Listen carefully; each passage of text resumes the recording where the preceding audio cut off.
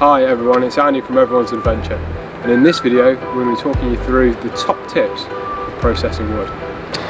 So the first tip for processing your wood is I've got my piece of timber placed in between my legs quite securely. What this allows me to do is firstly to work off to the side of my body, so I'm not risking of cutting any sort of important parts of my body, and secondly keeps the wood nice and stable so it's not moving around while I'm trying to cut it. So my next tip is working with the tool that you've got. Now the saw that I have here cuts on the pull. So when I'm trying to cut this piece of timber, process it into smaller pieces, I'm knowing that when I'm putting in the effort into moving the saw this way, I'm going to be cutting into the wood.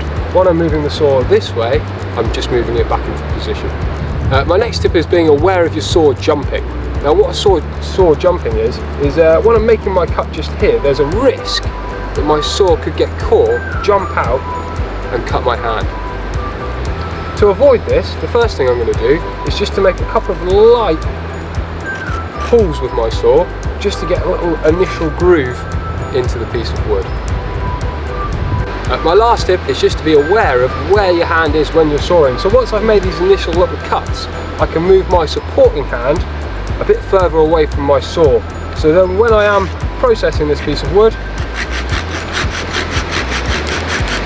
I know that my hand's nice and safe.